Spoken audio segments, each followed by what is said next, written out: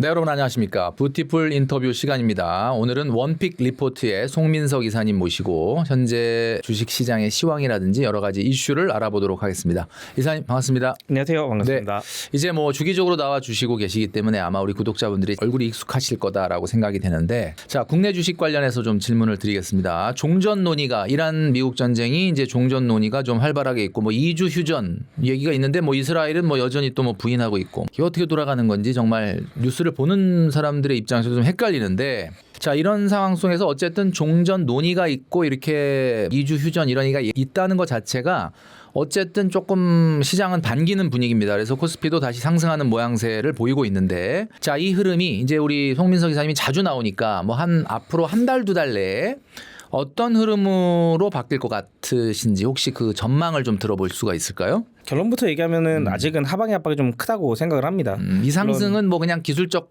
상승이고 뭐 예. 크게 뭐 앞으로 대세 상승은 아니다. 네, 그렇게 보고 있습니다. 일단 트럼프가 군사작전 종료에 대한 언급을 또 하기도 했고, 네네. 이란에서도 서신에서 종전에 대한 의미를 담고 있기는 합니다. 그러면서 이제 많이 올라온 것도 사실입니다만은, 중요한 거는 지금 호르무즈 해협의 개방에 대한 이야기는 전혀 없거든요. 네. 아직까지는 그거에 대한 부분이 없고, 그리고 또 언제나 그렇듯 말이 또 바뀔 수가 있습니다. 서로가. 네네. 그렇기 때문에 지금 당장 대세 상승이다, 다시 이제 올라가는 거다라고 얘기하기에는 아직 어려울 것 같고요. 그다음에 종전 기대감에 대한 단기 상승, 지금 나왔던 이런 단기 상승들은 가능할 수 있는데, 제일 중요한 금리에 대한 향방이 앞으로를 결정짓지 않을까 생각을 합니다. 지난번 영상에서도 말씀을 주셨지만은, 만약에 이런 상황 속에서 휴전 논의, 뭐 일시적인 휴전 이런 게 아니라 그냥 완전 종전 이렇게 딱 선언이 된다면 그래도 앞으로 한두 달 내에 어느 정도나 상승할 수 있을까요? 고점을 뚫는 거는 당연하게 생각해야 될 것 같습니다.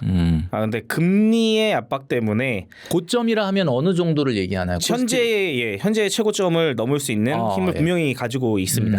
근데 사실 우리가 보통 전쟁도 소문에는 떨어지다가 포성이 울리면 올라가는 것처럼 종전도 종전 기대감이 이미 반영이 어느 정도 됐으니까 실제로 진짜 종전 그러면은 생각보다 또 안 올라갈 수도 있다. 그렇습니다. 약간 이런 이야기를 해주시는 것 같은데. 오히려 종전이 된다고 하더라도 그 싸임에 대한 문제가 아니라 고유가에 대한 부분들이 반영되고 있는 거기 때문에 네네. 그게 정상으로 내려오는 것뿐이라서 거기서 상승력이 더 올라가기 위해서는 금리의 향방이 가장 중요하다고 볼 수 있습니다. 어차피 뭐 60, 70달러대였던 게 지금 여기까지 온 거니까 떨어져 봤자 순간적으로는 뭐 시장이 좋아할 수는 있지만 어차피 뭐 그 전에 상황하고 크게 달라지는 거는 그렇죠. 없다. 오히려 금리의 향방이 어떻게 되느냐. 이런 것이 더 중요하다. 뭐 이런 이야기를 해주신 것 같습니다. 근데 사실 제가 이제 코스피에 대한 걸 물어보는데 아마 우리 구독자분들이 가장 궁금해하는 것이, 오늘도 뭐 약간 코스피가 지금 오르고 있는데, 사실 전쟁 이전에 우리나라가 밸류업 프로그램을 계속해서 착실하게 실행을 했잖아요. 네. 뭐 상법 개정도 1차, 2차, 배당소득 분리과세 이런 것도 되고, 이제 3차 상법 개정안 자사주 소각 의무화 이런 것들이 통과됐는데, 사실 3차 상법 개정안은 코스피에 그렇게 반영되기도 전에 전쟁에 좀 묻히는 네, 맞습니다. 이런 분위기니까, 전쟁 끝나고 나도 이런 것들의 호재가 지금 반영이 안 됐으니까 좀 가지 않겠냐라는 입장인데, 그걸 어떻게 보세요? ETF에 대한 부분들, 그리고 우리 전체적인 시장을 봤을 때 밸류 프로그램에 참여하는 기업들은 정말 대기업들이거든요. 네네. 그럼 그 대기업들이 사실 우리 코스피에서는 가장 큰 비중을 차지하고 그렇죠. 있기 때문에 분명히 저희한테는 호재로 작용할 수 있고, 일본의 사례를 봐도 훨씬 더 우리가 탄력받을 수 있는 기회는 있지만, 네네네. 결국 금리가 내려가지 못하고 이대로 있다라고 한다면은 상승하는데도 분명하게 한계가 있다라고 볼 수 있습니다. 말씀 주신 걸 보면은 물론 그런 것도 좋은 소재일 수는 있으나, 이런 것도 어느 정도는 가격에 반영이 됐기 때문에 단기적인 기대할 만한 상승은 좀 어렵다. 예. 결국은 금리, 이게 이제 핵심이군요. 예. 이란 전쟁이 이제 마무리된 이후를 이제 생각을 합니다. 시장은 아무래도 이제 종전 논의도 있고, 전쟁이 만약에 마무리된다고 하면 코스피에 영향을 줄 외생 변수, 앞으로 시기별로 어떤 주요 이벤트가 있을 수 있는지, 이제 어쨌든 전쟁은 끝나긴 끝날 건데 언젠가는 어떤 외생 변수가 있을 수 있는지, 그리고 시기별로 어떤 주요 이벤트가 있는지를 좀 얘기를 해주시죠. 일단은 변수가 세 가지 정도가 있습니다. 네. 일단 호르무즈 해협 개방. 이거는 종전과는 또 다른 얘기거든요. 이게 개방을 하더라도 또 통행료를 받겠다는 지금 얘기도 있기 때문에 네네. 그렇게 되면 당연히 예전보다는 고유가가 계속 지속이 될 거기 때문에 그러면 또 기업들한테는 좋지 않겠죠. 또 인플레이션도 충분히 올라갈 수 있고요. 그래서 호르무즈 개업을 개방하되 어떻게 개방할 것이냐가 제일 중요할 것 같고요. 그다음에 관세 정책이 좀 문제입니다. 계속해서 트럼프는 관세를 하고 있고 우리나라의 철강이나 알루미늄, 구리 같은 이런 쪽에서도 50%씩 관세를 더 하겠다라는 이야기들을 하고 있기 때문에 네네. 요거에 대해서 진짜로 이렇게 확대해 나갈 건지 요게 또 제일 중요할 것 같습니다. 이거 맞게 되면 저희 기업은 정말 수출을 많이 하는 나라이기 때문에 직격탄을 맞을 수가 있습니다. 그리고 최근에 발생한 변수인데 삼성전자가 이번에 영업이익이 57조라는 정말 경이로운 실적이 나왔는데 네. 이 57조를 만들어낸 우리 삼성전자의 직원들이 지금 총파업에 돌입한다고 합니다. 네. 그래서 이번 달 말에 협상 테이블에서 만약에 결렬될 경우에 5월 달에 총파업에 들어간다고 하니 이것 또한 저희한테는 큰 악영향을 미칠 수 있을 거라고 생각을 하고 있습니다. 세 가지의 변수가 있네요. 그러면은 뭐 일단 전망은 해야 되니까 뭐 틀리는 한이 있더라도 세 가지에 대해서 요런 변수가 있다라고 말씀 주셨는데 송민석 이사님이 보시기에는 이 세 가지 변수가 어떻게 결정이 날 것 같습니까? 예를 들면 호르무즈 해협 개방된다 안 된다. 전쟁이 끝난다는 걸 기정사실화하고 호르무즈 해협이 그전 상황하고 동일한 수준으로 돌아갈 거냐. 어떻게 보고 계세요? 돌아갈 거. 저는 돌아가긴 할 건데 한동안은 완전한 정상화보다는 조금 더 높은 유가를 가질 것 같아요. 그래서 아무래도 이란 혁명 수비대가 예. 계속해서 이제 왔다 갔다 하는 배에 대해서 어떤 식으로든 좀 딴지를 걸고 그렇죠. 뭐 이러면서 그 주도권을 뺏기지 않으려고 하는 시기간이 있을 거다. 그러니까 막 네. 바로 갑자기 종전됐다가 60달러 이렇게 가지는 않는다. 그렇죠. 그래서 트럼프도 물밑 작업을 어떻게 했을지는 모르겠지만 이란이랑 너네 통행료 좀 받을 수 있게 해줄 테니까 이렇게 해서 끝내자라고 했을 수도 있는 거거든요. 그래서 그렇지 않고서는 이란은 절대 물러설 이유가 없는 상황이기 때문에 어떻게든 이득을 취해야 되고 그 이득은 무엇이냐? 호르무즈 해협밖에 없기 때문에 그렇게도 될 수 있다라고 생각도 하고 있습니다. 전쟁 끝나고 나서 이거 복구 비용 같은 거 우리 건져야 되니까 이런 거 좀 한동안 좀 이런 거 하겠다 뭐 이런 식으로 예, 그렇죠. 될 가능성이 있다는 거죠. 그렇죠. 사실 이 전쟁 터지기 전에 이슈가 우리가 지금 까먹고 있었는데 트럼프의 상호관세 무효 판결 그 이후에 또 여러 가지 압박 수단으로서의 관세 카드가 나왔다가 아 이거 어떻게 해야 되지 그러다가 전쟁이 나가지고 예. 우리가 조금 까먹고 있었는데 만약에 전쟁이 종전이 되면 다시 그 상황으로 돌아가는 건데 그렇죠. 그거는 트럼프가 뭔가 호락호락 물러날 것 같진 않죠. 네, 절대 호락호락 물러날 것 같지는 않습니다. 특히나 최근에 이제 주한미군이라든가 방위 비용으로 또 딴지를 걸고 있기 때문에 정말 우리나라에게 왜 그런지 모르겠지만 관세를 쉽게 처리하거나 뭐 쉽게 낮추거나 하지는 않을 것 같습니다. 이란도 전후 복구 비용 마련해야 되고 또 미국도 전쟁에 엄청난 돈을 쏟아붓으니까 또 그것도 재정 적자 만회해야 되고 이러니까 양쪽이 다 우리로서는 좀 안 좋은 결과가 나올 가능성이 있다 이런 이야기고 마지막 세 번째 변수가 뭐였죠? 삼성전자 총파업입니다. 아, 총파업. 뭐 이거는 뭐 예측하긴 좀 어려운데 삼성전자 총파업이라고 하는 거는 뭐 옛날에 좀 있을 수가 없는 일이죠. 뭐 저도 그렇죠. 삼성에서 임직원 했었는데 이거 뭐 진짜 옛날에는 정말 처음 듣는 얘기인데 진짜 그런 수준까지 갈까요? 어떨까요? 아, 갈 수도 있을 것 같아요. 우리가 노조 그러면 현대 쪽이 가장 얘기가 많이 오는데 삼성전자는 노조마저도 좀 더 관리를 잘하는 느낌이었는데 최근에 영업시력이 정말 잘 나오게 되면서 그거에 대해서 임원들은 좀 혜택은 있는데 직원들에게는 없는 거 아니냐. 왜냐하면은 우리나라에서는 성과금이라든가 월급에 대한 제한을 걸어놨기 때문에 어쩔 수 없는 거라고 생각을 하는데 네네. 그런 게 이제 부당하다라고 얘기하는 것 같습니다. 그래서 요게 총파업에 들어갈 것 같은데 나라에서 좀 정책적으로 도와주지 않으면은 꽤 풀리지 않지 않을까 생각이 듭니다. 그러면 이 세 가지의 지금 변수를 얘기해 주셨잖아요. 앞으로 코스피의 한두 달 정도의 어떤 향방이 이 세 가지 변수에 의해서 갈릴 거다. 그런데 다 안 좋은 쪽이네요. 예, 지금으로서는 그렇습니다. 뱅크 오브 아메리카가 코스피가 유독 변동성이 심한 이유는 전형적인 버블 시장이기 때문이다라고 평가를 했습니다. 버블이라고 이야기하는 것의 근거는 뭔지는 자세하게는 안 나와 있는데 코스피 버블론 이거 어떻게 생각하시나요? 우리가 저 버블은 미국 주식이 버블 아니냐 뭐 이렇게 생각을 하는데 그렇죠. 코스피가 버블이다 이렇게 얘기를 했어요. 이사님 이거 어떻게 해석을 해야 될까요? 일단 뱅크 오브 아메리카에서 왜 그런지부터 알아봐야 되는데 리포트를 하나 발표를 했는데요. 그 네. 이유가 코스피가 얼마 전에 12%를 급락하는 정말 역대급 하락이 나왔었는데 네. 그 다음에 바로 10% 반등이 나와버렸거든요. 그러니까 이런 게 이제 전형적인 버블에 해당된다라고 지금 해석을 하고 있는 거예요. 그래서 그런 리포트를 발표를 했고 그 변동성 자체만을 본다면은 뭐 타당할 수가 있습니다. 그러나 정책적으로 실적적으로 전혀 다르기 때문에 요거는 저는 버블이라고 생각하지는 않고요. 더 얘기는 화면 보면서 해드리도록 하겠습니다. 네. 이번에 다들 아시다시피 삼성전자가 1분기 영업이익이 57조라는 정말 경이로운 수치를 나타내면서 나왔습니다.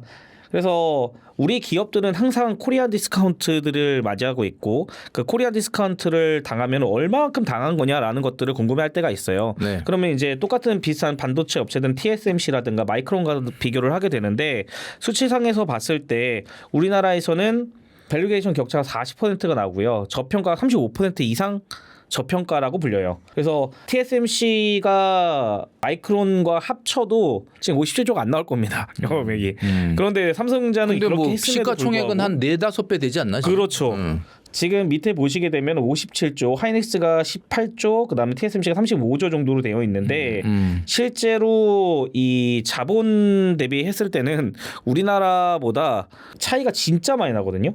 근데 이거에 대한 부분들은 전혀 생각하지 않고 뱅크 오브 아메리카는 그냥 변동성이 있으니까 너네 그냥 버블이야 라고 너무 극단적으로 이제 평가를 하고 있는 거예요. 지금 거기다가 35%라고 저기 써 있는 게 35%만큼 더 저평가돼 있다. TSMC나 그렇습니다. 마이크론 대비해서. 네네네네. 그리고 밸류에이션 격차는 40%가 저평가돼 있다. 네, 그렇죠. 그 밸류에이션이라는 건 뭐 PBR이나 PER이나 뭐 이런 걸 얘기하는 네네네, 거죠. 그렇죠. 그런 전체를 걸 얘기하는 합쳐서 거고.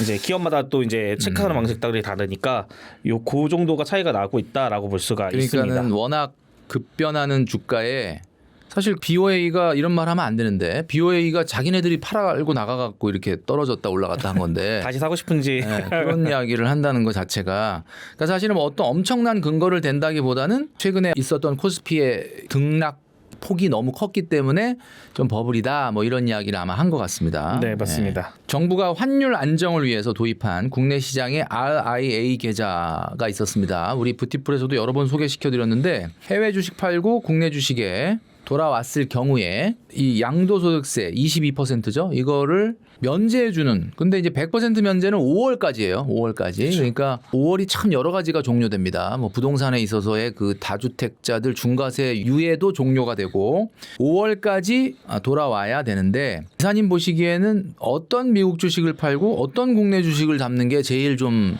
유리할 거냐. 뭐 근본적으로는 이 RIA 계좌에서 수익을 보려면은 그동안 좀 수익 많이 난 주식 팔고 그렇죠. 그다음에 앞으로 딱 돌아와서 한 1년은 최소 보유해야 되니까 1년은 거뜬하게 올라갈 그 한국 주식을 사야 되잖아요. 그렇죠. 요 셈법이 굉장히 헷갈릴 수가 있는데 그렇죠.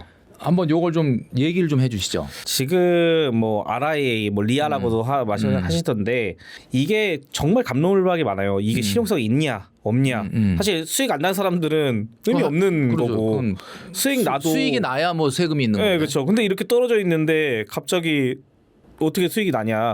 그럼 옛날부터 갖고 있었던 그렇죠. 사람들만 오라는 거냐라고 해서 지금 감론을박이 좀 많이 있는 상태지만 어쨌든 뭐 따져 보셨을 때 자기는 이득이다라고 하신다면은 어쨌든 미국 주식을 팔고 와야 되는 부분들이라서 그렇죠. 나는 어떤 거를 할 것이냐에 대한 부분들이 좀 필요할 것 같은데 일단은 저는 미국 거에서 매도를 한다면은 일단 빅테크 섹터도 한번 좀 점검할 필요가 있습니다. 분명히 좋은 빅테크고 앞으로도 좋을 거긴 하지만 시장에서 지금 빠지는 이 상황 속에서 정말 유독 많이 빠지는 빅테크 기업들이 있거든요. 네. 그리고 이번에 반등이 지금 나왔잖아요. 그것도 강하게 나왔는데 네. 이걸 못 따라가는 기업들이 있습니다. 이게 대표적으로 마이크로소프트하고 테슬라거든요. 네. 전혀 못 따라가고 있고 내려갈 때 또 계속 내려가고 이런 식으로 움직인다는 거는 다음 시장이 왔을 때도 강하게 못 올 가능성이 매우 크다라고 볼 수 있어요. 그래서 이쪽처럼 이제 다른 섹터들과 구분했을 때 같은 섹터 안에서도 많이 빠지는 기업들 그리고 또 회복에서도 회복이 더딘 기업들은 이번에 좀 정리를 해보시는 것도 저는 괜찮다고 그러면 뭐 생각합니다. 최근에 들어간 사람이 아니라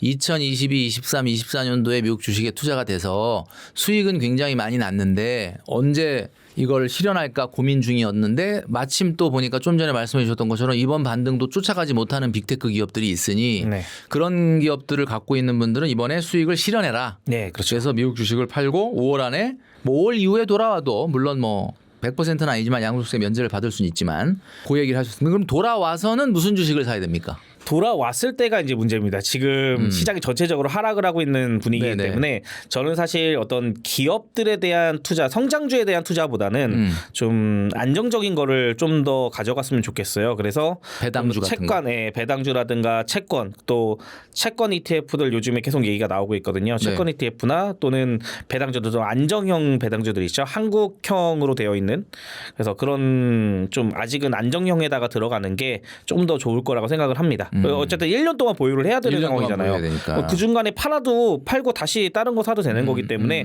지금 좀 지켜야 될 때라서 한국 주식 안에서만 움직이면은 뭘 팔고 뭘 사든 상관없는 거잖아요. 그죠? 그렇죠, 그렇죠. 1년만 한국 주식 들고 있으면 되고 예탁금 투자도 가능하고 뭐 이게 되니까. 심지어 국내 상장된 해외 ETF도 가능하기 때문에 예.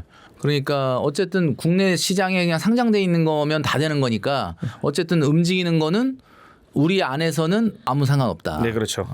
그리고 두 번째 섹터가 요즘에 드론 섹터입니다. 러우 전쟁, 그 다음에 이번에 중동 전쟁 둘 다 드론을 정말 많이 사용한 네네. 섹터인데 드론 섹터들이 사실 예전부터 계속 발전은 해왔지만은 아직은 초기 단계거든요. 그러다 보니까 실적 대비 주가가 너무 많이 올라서 그거를 더 이상 못 따라가는 흔히 말하는 캐즘 현상이죠. 이 캐즘 현상이 일어나고 있는 거다라고 저는 생각을 하거든요. 그래서 이 현상이 일어나는 드론 섹터 같은 경우에는 잠시 나왔다가 나중에 이제 로봇이 성황이 되면은 드론도 함께 갈 거라고 생각을 하거든요. 그래서 그 로봇 때가 올 때까지는 조금 더 빠졌다가 나중에 들어가는 게 좀 더 괜찮다라고 생각을 합니다.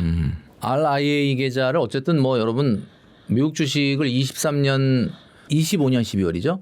그 전에 하여튼 투자를 하셨던 분들 같은 경우는 뭐 일단 무조건 만드시고 좀 상황을 보는 게 좋을 것 같습니다. 최근에 삼성전자 상법 개정안 이후에 정규 배당 금액 규모가 9조 8천억, 추가 배당 1조 3천억까지 해서 11조 원이 넘는 배당.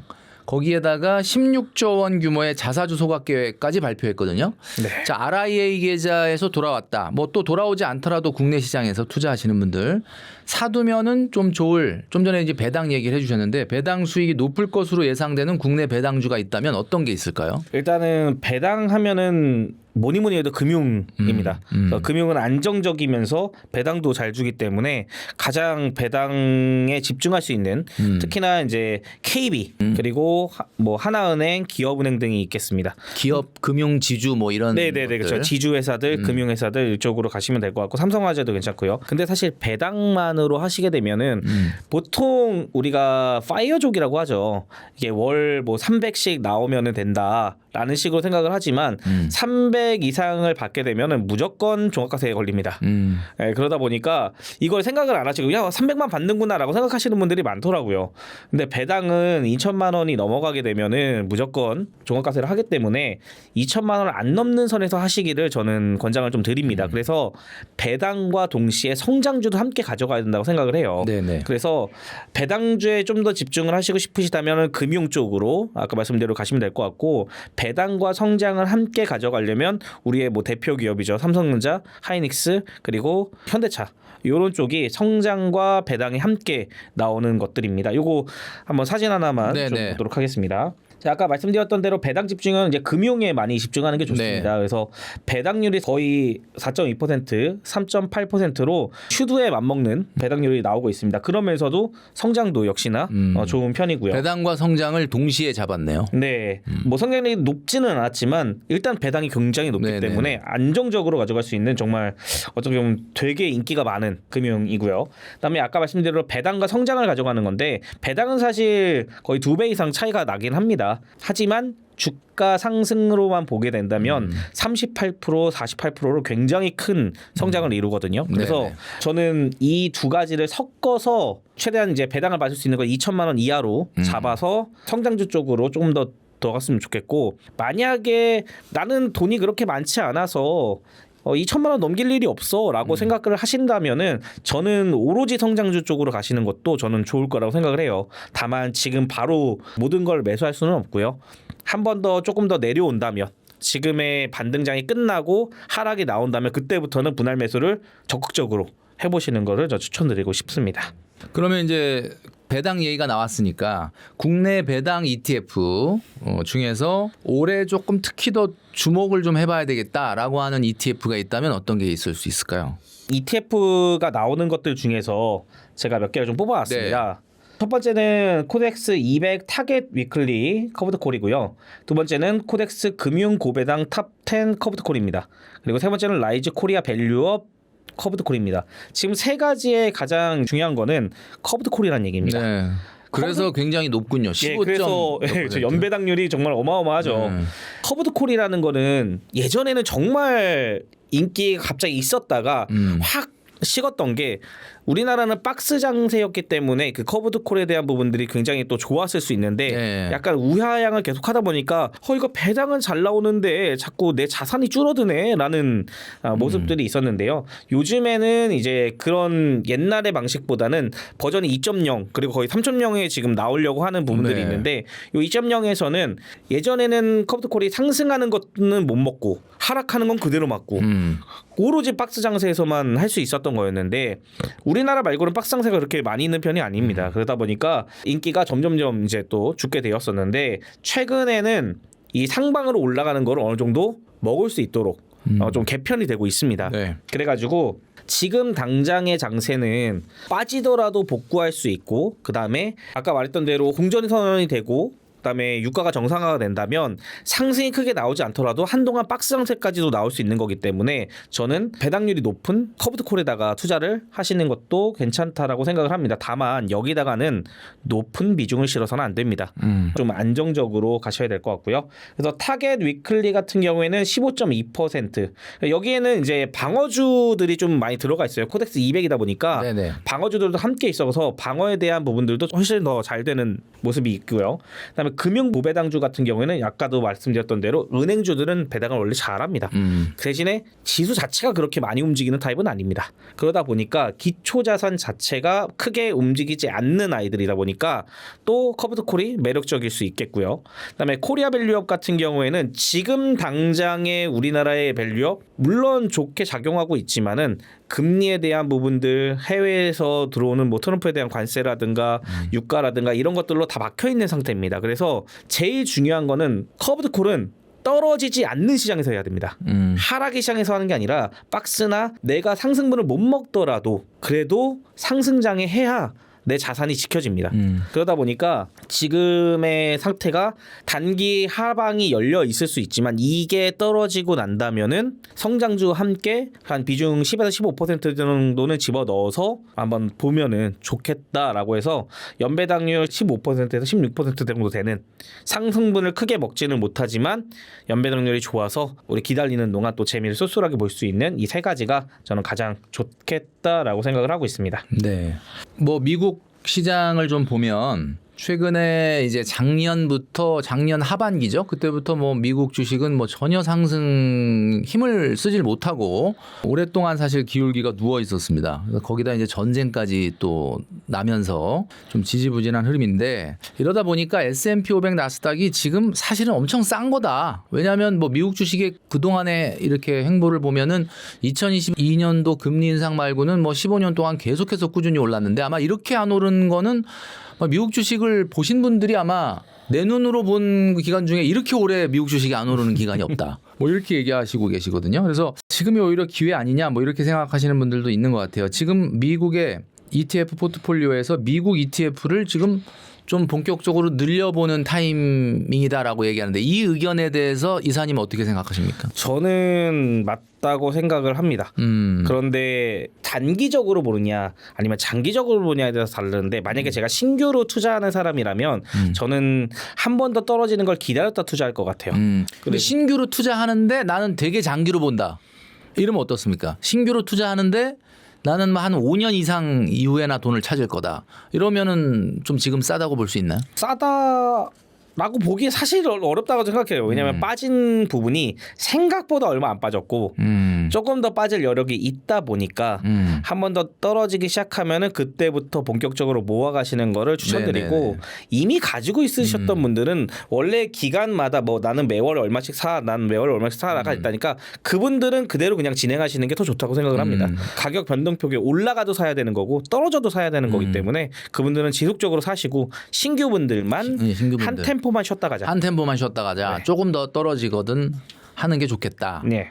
뭐 요거 좀 여담이긴 한데 지금 신현송 한국은행 후보자께서 투자한 내역이 이제 국회 청문회 보고서 때문에 공개가 됐는데 아, 네. 미국에 투자하는 게 거의 없더라고요. 와, 그래서 이분이 뭐 세계적인 석학이고 한국은행 이제 총재가 되실 분인데 지금 말씀하신 것처럼 미국 시장 좀 너무 고평가돼 있다. 약간 이런 의식을 갖고 계신 것 같아요. 그래서 요거 좀 여담으로 말씀드렸습니다. 특히 미국 빅테크 기술주들이 좀 많이 빠졌습니다. 아까 말씀 주셨던 게 이제 특정 그 기업이 이런 뭐 기술적 반등에도 따라가지 못하고 그렇죠. 그냥 여전히 힘든 게 이제 마이크로소프트다 뭐 이런 얘기를 해주셨는데 테슬라는 한 17%, 애플은 15% 정도 빠진 상황입니다. 기술주들을 싸게 살 기회일까요? 아니면 더 추이를 지켜봐야 할까요? 근데 이 질문은 좀 전에 이제 거의 답변을 해주신 것 같아요. 네. 마이크로소프트가 좀 유독 사실 이번 이슈 되기 전부터 이상하게 그 우리가 흔히 옛날에 많이 얘기하는 M7 기업 중에는 좀 네. 많이 빠졌는데 네, 그렇죠. 뭐 특별한 이유를 한번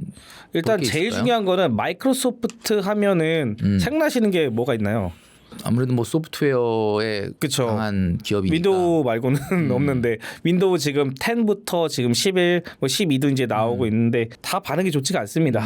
AI 쪽에 뭐 코파일럿 같은 거 기업들 굉장히 많이 있어요. 그렇죠. 그래서 그걸 하고 있는데 사실 코파일럿 쓰시는 분들 많이 못 본 것 같아요. 워낙에 AI가 너무나도 성행을 하고 있고 심지어 그 AI들은 타겟팅해서 나오기 때문에 어떤 애들은 이미지를 잘 만들고 어떤 애들은 글은 잘 쓰고 근데 코파일럿은 전체를 다 포괄하기 때문에 네. 오히려 타겟을 맞춰서 가는 그쪽을 많이 찾다 보니까 전문성을 살린 AI 그렇죠. 프로그램이라고 보기는 어렵고. 네, 그러다고 코파일럿이 저도 이제 한때 써봤는데 잘 못 알아들어요. 그래서 쓰기가 좀 애매하긴 하더라고요. 근데 이 빅테크들이 떨어진 특히나 이제 마이크로소프트 같은 경우도 그렇지만 빅테크들이 하락한 원인들이 총 3가지 정도로 볼 수가 있습니다.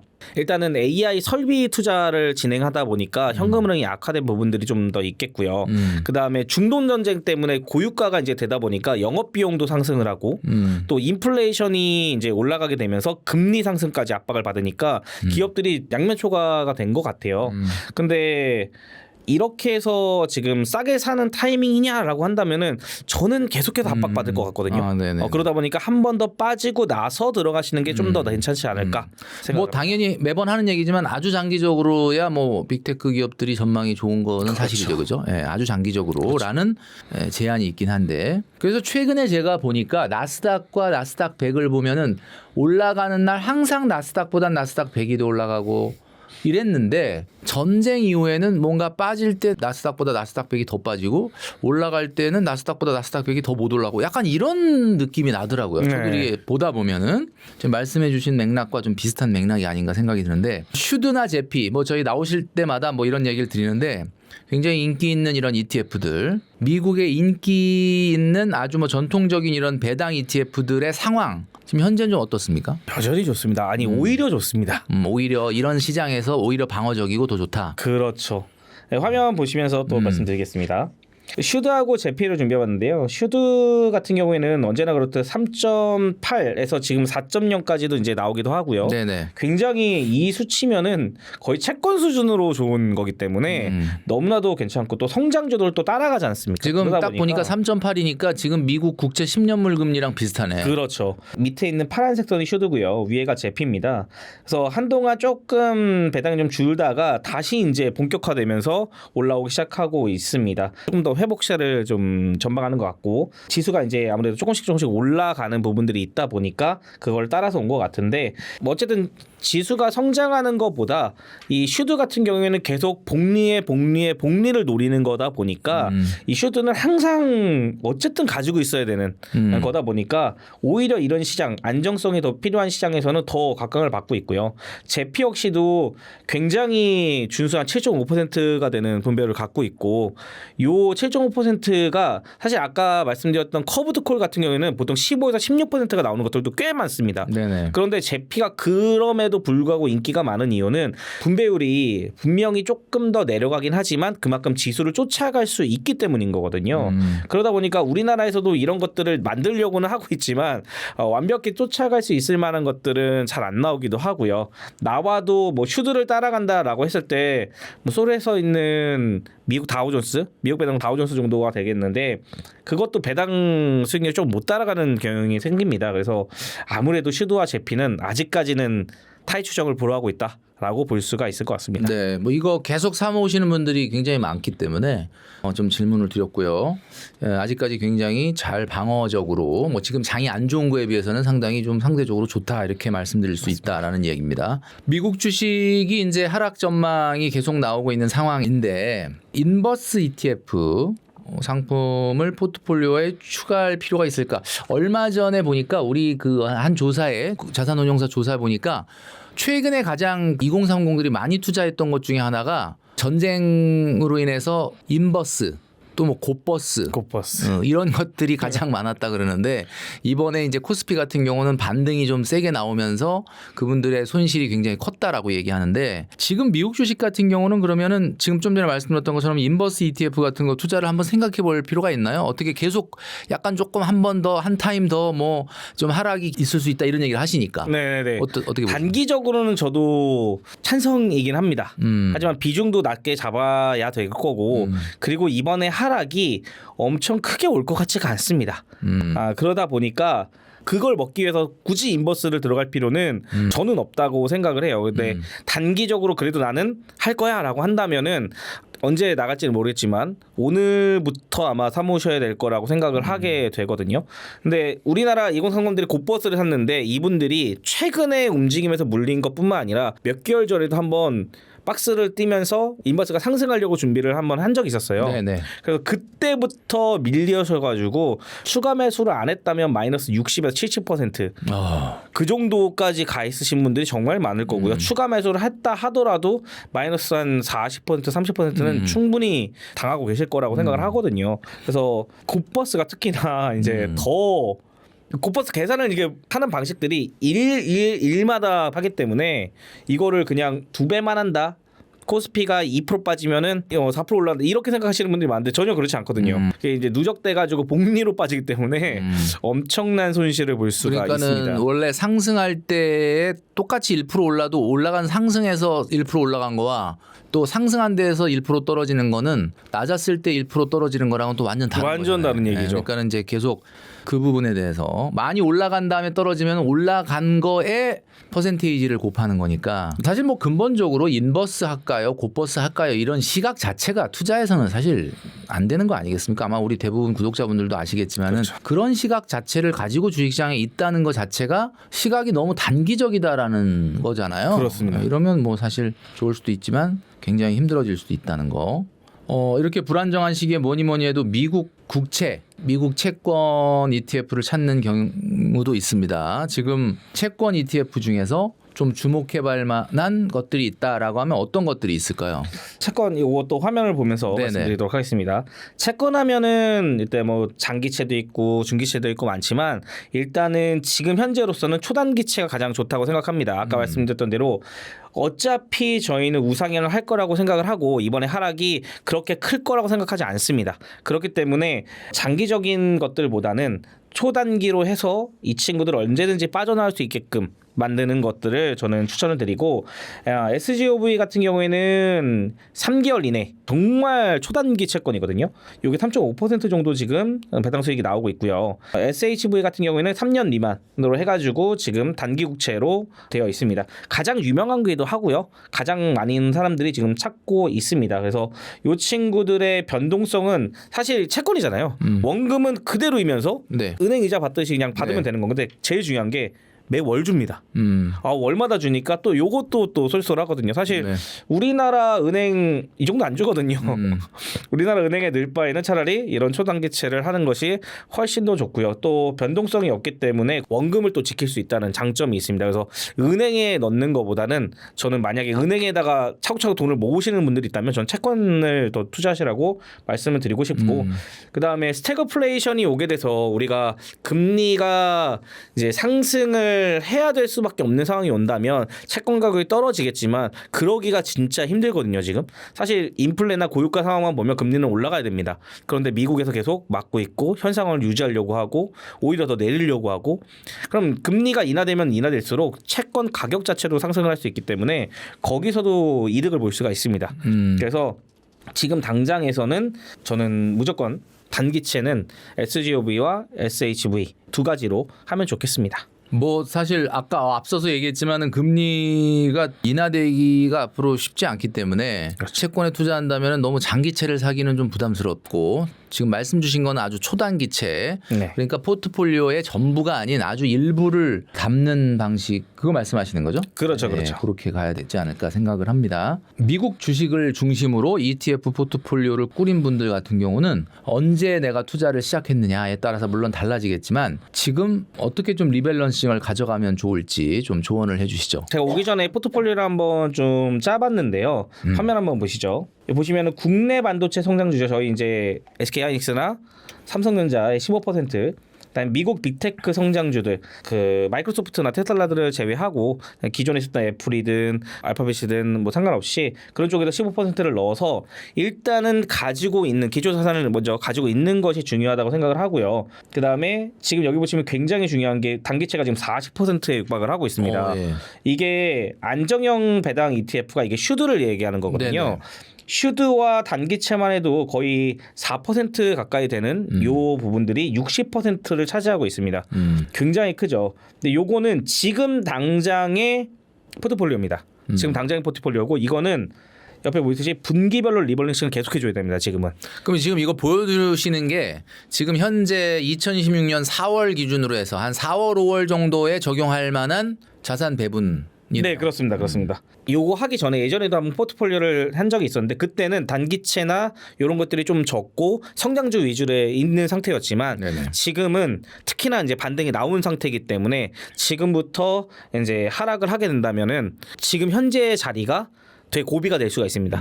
그래서 지금 단기채와 배당 ETF를 늘려서 분기별로 지금 일단은 2분기까지 길면 3분기까지도 이 포트폴리오를 가져가야 될 수도 있습니다. 네네. 그래서 3분기가 되게 되면 이제 상황에 따라서 4월 달 이번 달이죠. 이번 달에 CPI 발표가 있고요. 그 다음에 다음 달에 또 고용지표 발표가 있기 때문에 네. 그거에 따라서 앞으로 금리 향방이 나올 겁니다. 근데 그걸 보고 바꿔도 상관이 없는 거거든요. 그리고 거기에 지표에 나오는 거는 이 고유가가 나왔던 부분들에 대해 인플레가 반영이 되는 건데 네. 일부만 반영이 될 거예요. 그래서 그 다음 것도 기다려야 되기 때문에 지금으로서는 무조건 안정형으로 가져가는 것이 훨씬 더 좋습니다. 특히나 트럼프이기 때문에 더욱더 이런 것들을 하는 게 좋겠고요. 커브드콜을 10% 정도 제가 가져가게끔 아까 이제 커브드콜 보여드렸는데 네네. 그 커브드콜을 10% 정도 가져가는 이유는 그래도 월 배당을 좀 더 받으면서 그래서 기다리는 동안에 또 재미가 없으면 안 하거든요. 그러다 보니까 그 재미 요소도 있고 커브드콜이라는 걸 겪어봐야 합니다. 실제로 내가 빠졌을 때 이렇구나. 왜냐하면 자기한테 커브드콜이 안 어울리시는 분들이 꽤 많습니다. 그러다 보니까 커브드콜이라는 것들을 통해서 내가 떨어졌을 때도 아 이렇게 되는구나. 이 정도는 내가 버틸 수 있구나. 또는 이 정도 올라가게 되면은 내가 또 손해를 이렇게 보내라는 것들을 조금 더 알고 계셔야 되기 때문에 그걸 체감하기 위해서도 그렇고 10%를 가져가도 지금 빠지는 부분이 연 배당보다는 적게 빠질 거라고 생각을 하게 되거든요. 그러다 보니까 또이또이거나 아니면은 좀 더 적게 빠질 수가 있기 때문에 충분히 괜찮은 선택지라고 생각을 합니다. 그래서 요거를 일단 분기별로 리밸런싱을 계속해서 빠르게 해주셔야 되고요. 그 다음에 3분기부터는 조금 더 이제 공격형으로 전환을 시키려고 단기채와 안정형 배당 ETF를 가져가 있는 상태고요. 이 40%를 이제 성장주로 분배를 하게 되겠죠. 네, 지금 뭐 이사님 얘기해 주셨던 것처럼 4월 달에 고용 지표나 물가 지표 같은 거는 전쟁이 뭐 반영은 됐다고는 하지만 뭐 그게 그다지 이렇게 많이 반영된 상황이 그렇죠. 아니니까 5월 정도 나오는 CPI나 뭐 고용 자료를 보면 이제 정말로 이제 전쟁 이후에 미국 경제의 상황 그 이후에 금리가 진짜로 더 못 내리는 건지 아니면 뭐 어쩌면 인상을 하는 쪽으로 가야 되는 건지가 방향이 나오니까 그때 요 포트폴리오를 좀 그때 리밸런싱을 한번 해라. 그렇죠. 5월 정도에 초 지나서 그때까지는 지금 주셨던 것처럼 국내 반도체 성장주나 미국 빅테크 성장주의 한 30%, 안정 배당형 ETF의 20%, 미국 단기채의 40%, 그다음에 커버드 콜 이런 데 한 10% 이렇게 하라라고 조언을 주셨습니다. 잘 참고하시면 될 것 같고요. 자, 끝으로 원픽 리포트 송민석 이사님 이제 주기적으로 나와 주시고 계시는데 원픽 리포트에서 501 프로젝트를 운영하신다고 들었습니다. 이 501 프로젝트라는 게 어떤 건지 조금 자세하게 설명을 좀 해주시죠. 이번에 저희 원픽 리포트에서 새롭게 출시하는 프로젝트인데요. 501 프로젝트는 매달 50만 원씩 ETF를 투자해가지고요. 1억 원을 만드는 프로젝트입니다. 50만 원 투자해서 1억 만든다. 네. 501. 네, 그렇죠. 사실 투자를 해야 되는 거는 이제는 모든 사람들이 더 네네. 뼈저리게 다 느끼게 되는 것 같아요. 네네. 그런데 문제는 나 이거 어떻게 시작하지? 어디서부터 시작해야 되지? 이런 게 이제 막막하게 되거든요. 네네. 또 ETF를 하려면 생각보다 단순하지가 않습니다. 아까처럼 커브드콜이 뭔지, 타겟이 뭔지, 위클리가 뭔지 뭐 이런 것부터 시작해서 기초자산이 뭔지 정말 처음부터 다시 주식하시던 분들도 처음부터 다시 시작을 해야 되는 상황입니다. 네. 근데 그렇게 공부를 하다 보면 경제 전반에까지 이를 정도로 공부량이 정말 방대하게 늘어나게 되는 거죠. 그러다 보니까 저희 뷰티풀 영상들도 많이 보게 되는 거고요. 그래서 이런 시간들이 사실 직장인분들에게 많이 할애가 되지가 않습니다. 일 끝나고 또 왔다가 또 밥 먹고 그러면 이제 하루가 끝나가 있으니까. 그래서 그런 분들, 그래서 원픽 리포트에서는 이런 ETF 투자를 하고 싶으신 분들을 위해서, 투자자들을 위해서 시작부터 리밸런싱 그리고 뭐 ETF를 모아가는 그 기록들, 그래서 이런 프리미엄 기록 서비스와 매크로에 대한 분석들을 제공해드리고 있습니다. 그리고 원픽 리포트에서는 이 501에서 가장 특징적인 게 뭐냐면 전문가가 매달 20만 원, 50만 원, 100만 원, 500만 원 이 네 가지의 금액을 직접 입금합니다. 직접 투자하고요. 직접 투자해서 이거를 종목들을 선별해가는 과정이라든가 시장 이야기들을 고객 하면서 돈을 받아서 투자하는 게 아니라 직접 제가 합니다. 투자하는 걸 그대로 실시간으로 보여주는 거네. 네, 그렇죠. 그러니까 그거를 보고 따라할 사람은 따라해라. 네, 그거는 이제 편하신 대로 하시되 아. 저희는 제 포트폴리오를 직접적으로 이제 공개를 하는 그럼 거죠. 그냥 그대로 똑같이 따라하면 수익률은 진짜 똑같이 나오는 거네요. 그렇죠. 금액이 조금씩 다를 수는 있겠지만은 그 포트폴리오를 보고 하게 되면은 거의 유사하게 거의 나오겠죠. 똑같은 거죠. 그래서 그렇게 투명하게 저희의 포트폴리오를 공개하는 프로젝트가 되겠습니다. 그래서 이거는 어디도 한 적이 없는 거고요. 왜냐하면 그만큼 자신이 있어야 되거든요. 그러다 보니까 하지 못하는 프로젝트를 저희도 도전이자 기록으로서 지금 하고 있게 됩니다. 그래서 저희가 갖고 있는 경험이나 지식들을 바탕으로 저희가 이제 투자하는 것들을 보여드리고 그거에 대해서 인사이트를 많이 받으셔가지고 자신의 상황에 맞게 투자를 같이 하시던 아니면 이제 보고 저런 것도 있을 수 있겠구나, 저렇게 생각할 수도 있겠구나라고 지혜롭게 활용을 해주셨으면 좋겠습니다. 50만 원으로 1억을 만들다. 그러면 가장 궁금한 게 언제까지 몇 년 만에 만드느냐 이런 걸 바로 물어보고 싶은 생각이 막 드실 것 같은데. 그렇죠. 그 이사님 보시기에는 50만 원씩 매달 투자를 한다면 뭐 50만 원 정도를 ETF에 넣어서 언제쯤 1억이 되는 거야? 이렇게 물론 뭐 당연히 수익률에 따라 다르지만 그렇죠. 그 어느 정도의 시간을 갖고 우리가 생각을 해봐야 될까요? 50만 원씩이면은 1년에 600만 원 정도가 됩니다. 근데 이게 이제 원금 자체로만 가려고 그러면은 10년이 넘어가겠죠. 지금 제가 얼추 계산해 보니까 10%로 계속 운용이 된다. 네네네. 그래야 한 10년 걸릴 것 같은데. 네, 그죠. 10년 시에서는 11년, 11점 몇 년도 이렇게 나올 겁니다. 그러니까 그거보다 훨씬 더 나와야 되는 거죠. 그렇죠. 당연히. 그거보다 훨씬 더 나와야 되는 거죠. 근데 그러기가 쉽지만은 않겠지만 저희 같은 경우에는 사실 ETF만 하던 사람들이 아니라 주식과 코인과 이런 모든 것들을 다 하고 마지막에 지금 온 곳이 ETF거든요. 저희 ETF의 매력에 빠져가지고 저희가 이제 주식이라 하던 것들, 직접 매매하던 것들, KB나 키움증권이나 이런 데서 투자해가지고 이제 9월 부분 뭐 투자 1위, 뭐 2위, 3위 뭐 이렇게 나오잖아요. 네네. 그런 것들을 하시는 분들도 있고 저희가 아니라 저희가 알려드리는 분들 그런 수강생 분들이 하는 경우들도 많이 네네. 있고 대학생 분들도 모의 투자 대회 막 4위하고 전국 4위하고 막 이렇게 하거든요. 근데 그 정도로 그렇게 주식계에서 하고 있다가 ETF의 매력에 빠지게 된 거죠. 그래서 정말 많은 노력들과 바탕 자체가 또 공격적이기 때문에 안정형을 가져가되 일부 금액을 공격적으로 가져가면서 기본적으로 안정형으로 가져가게 되면 7에서 10%를 많이들 얘기하세요. 근데 저희는 거기서 공격형을 함께 추가해가지고 웬만하면 10에서 12% 정도를 목표로 좀 하고 있기는 한데 10년 안 금액에 돼서 따라서 1억을 달라진 거죠. 만든다. 10년 안에는 장담할 수는 없지만 그러니까 저희 목표는 그렇습니다. 목표가. 그게 사실 그냥 어떤 지수 하나를 딱 놓고 거기다 계속 넣는 것보다 지금 말씀해 주신 것처럼 투자 포트폴리오를 기간에 따라서 리밸런싱을 하면서 이렇게 매크로적인 분석을 더해서 계속 이렇게 하면 네. 어쨌든 시장의 평균 수익률보다는 훨씬 월등한 수익이 가능하다. 그러면은 평균적으로 지금 50만 원씩 10년 동안이 아닌 10%를 가정했을 때 그거보다 조금 더 위다 그러면 10년이 채 안 되는 뭐 어찌 보면 7년 8년 만에도 50만 원만 투자를 해도 1억을 만들 수 있는 그 가능성을 지금 도전한다는 거죠. 그렇죠. 그죠? 예. 저희가 이제 사람마다 다 다르잖아요. 그래서 20만 원 정도를 하는 거는 우리 자녀들을 위해서 모아두시는 우리 신혼부부 같으신 분들은 이제 막 집도 사야 되고 돈도 모아야 되는데 자녀들을 위해서 미리 모으시는 분들을 위해서 20만 원 정도. 그다음에 이제 솔로이신 분들 결혼을 앞으로 앞두셨거나 이제 뭐 2030이 제가 많겠죠. 50만 원 정도. 그리고 이제 여유가 조금 더 있으신 분들 좀 더 이제 우리 40대 넘어가서 한 달에 100만 원 정도는 투자할 수 있겠어라고 하시는 분들은 또 100만 원. 그리고 이제 500만 원 같은 경우에는 조금 더 내가 모아놓은 자산이 있기 때문에 분배해서 넣을 수 있어라고 하시는 분들까지 모두 다 섭렵을 하기 위해서고 실제로 저희가 이제 저도 이제 참여를 해서 하게 됩니다. 그래서 매달 제가 입금하고 제가 투자하고 포트폴리오 공개하고 이런 식으로 네네. 001을 프로젝트를 뭐 기억하고 있습니다. 우리 원픽 리포트의 송민석 이사님이 뭐 굉장히 아주 엄청난 셀럽이 되든지 아니면 앞으로 좀 안 보이시든지 둘 중에 하나가 그럴 수 되지 있겠네요. 않을까라는 생각이 듭니다. 어쨌든 그걸 그대로 오픈을 해가지고 하니까 아마 보시면서 이렇게 따라가신다 그러면은 굉장히 좀 도움이 되지 않을까라는 네, 생각을 그렇습니다. 합니다. 자, 오늘은 이제 주기적으로 우리 부티풀 채널에 나와서 주식 시황이라든지 흐름, 트렌드를 얘기해 주시는 송민석 이사님하고 이야기를 나눠봤습니다. 저희 끝나시면은 밑에 고정 댓글 있거든요. 거기 네네. 누르시게 되면은 무료 가이드 영상이 이제 올라갈 거예요. 그래서 네네.